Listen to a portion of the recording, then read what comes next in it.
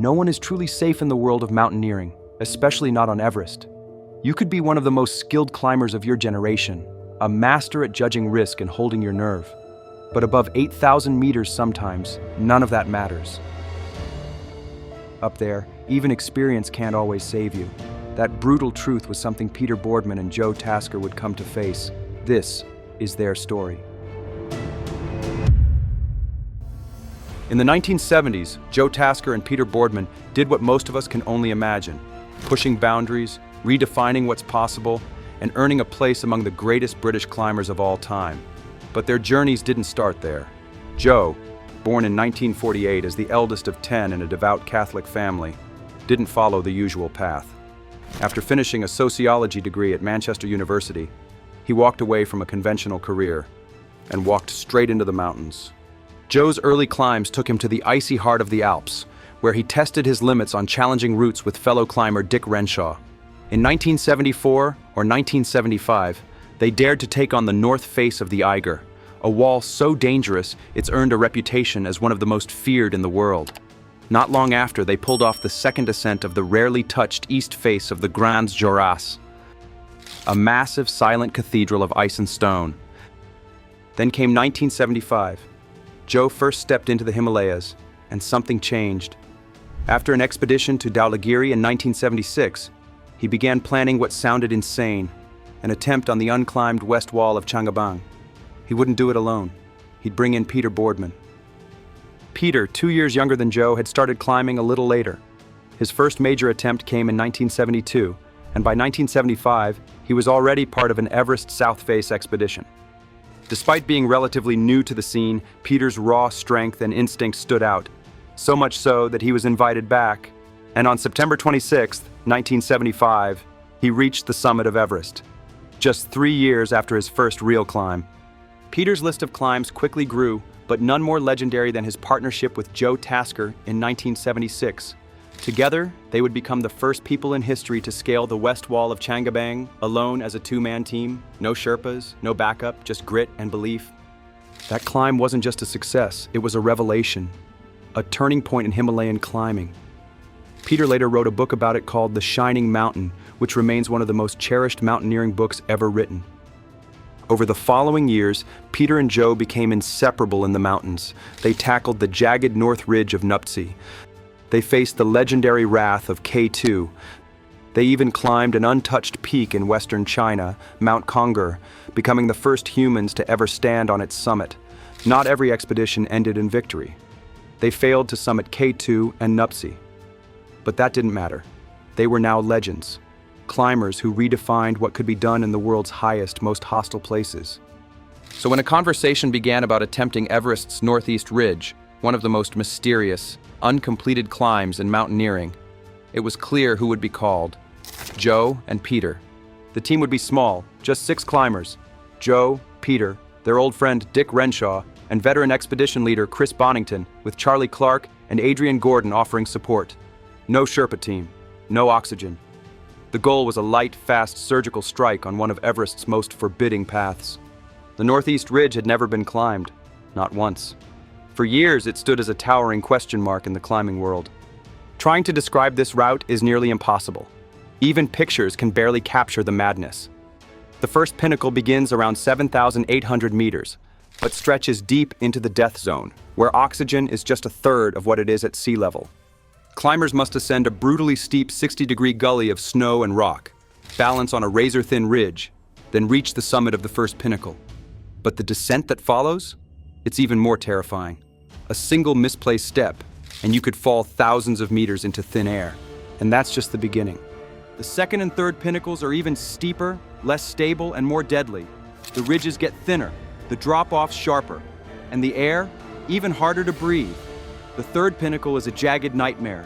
Climbers must go up, down, and up again across near-vertical walls of rock and snow, and then, when your legs are screaming and your lungs are burning, you still haven't reached the top. Everest saves one final cruel test. The infamous 3 steps. To most climbers attempting Everest from the north, these are the hardest moments of the entire climb. But imagine arriving at them after the 3 pinnacles. when you're barely holding on, physically and mentally. This is why no one thought the full route could ever be climbed.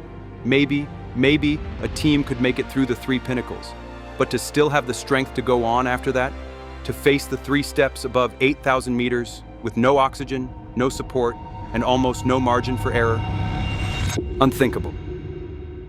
With that said, in March of 1982, the team arrived at Everest's remote and unforgiving North Base camp after a long journey through the vast, windswept plateaus of Tibet.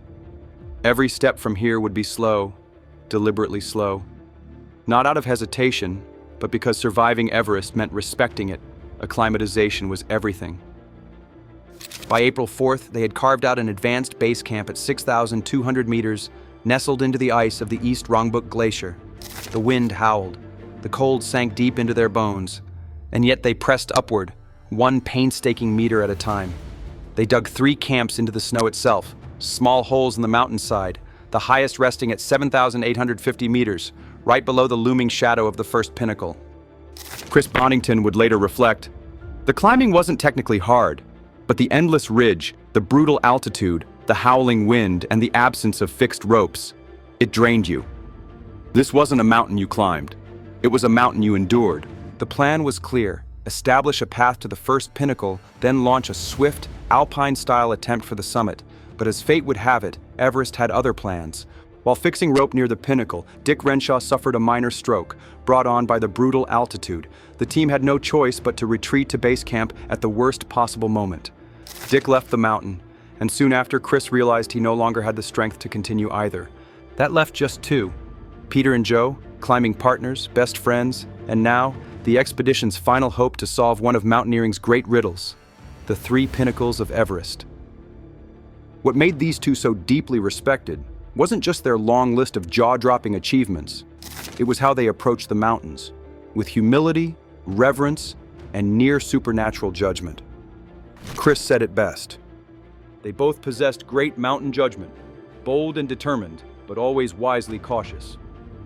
In mid-May, Joe and Pete began their final climb. They moved once again toward the first pinnacle, their red jackets blazing against the white snow and dark stone like fire on ice. On May 15th, they began their push, scaling the razor-steep ridge, step by step, breath by breath. From below, Chris watched their tiny figures move like shadows on the face of the mountain. That night, May 16th, he received a radio message. "Everything is smooth so far. We're pushing for the second pinnacle tomorrow." The morning of May 17th came. Chris watched again as the duo ascended toward the second ridge. Then, around 9 p.m., they crossed to the far side of the second pinnacle. That was the last time anyone ever saw them alive. The next morning, May 18th, Chris and support climber Adrian Gordon climbed to the North Col, as previously planned, to aid Pete and Joe on their descent. But no figures appeared. No radio calls came, only silence. They waited and waited. Days passed. With heavy hearts, they descended, scouring the Kangshung face with binoculars, hoping for some sign, any sign. But there was nothing. To this day, no one knows what truly happened. Maybe they slipped and fell. Maybe they were forced into an open-air bivouac and simply never woke up. The mountain kept her secrets. A desperate search followed. They even drove deep into the Karta Valley. Still, nothing. Eventually, a memorial had to be made. Charlie Clark chose a large, wind-smooth piece of slate near the old 1924 memorial site. He chiseled their names with hands shaking from grief. When the stone was placed, the team stood in silence. The cold wind carried their tears away. Charlie later wrote, "With the mysteries of our minds, our strange desires, and our self-set goals, I believe we couldn't have turned down this chance for meaning. Someday we may return, drawn again by another goddess, the mother of the world." Speaking of Joe and Pete, Charlie shared his grief with raw honesty. "I was overwhelmed by waves of emotion. I battled the pain because I loved them. They were the embodiment of everything I once dreamed of becoming." Later that same year, 2 brave women made their own journey to Everest. Hillary Boardman, Peter's wife, and Maria Coffey, Joe's partner. They came not to conquer, but to connect, to say goodbye. Maria would write, As we drove toward Chomolungma's north side, I felt strangely calm, almost happy. Two eagles soared above us, gliding on the air. Joe and Peter, I thought, watching us leave. It was a beautiful place to spend eternity. Expeditions in 1985, 1986, and 1987 all failed to even reach the point where Joe and Pete had last been seen.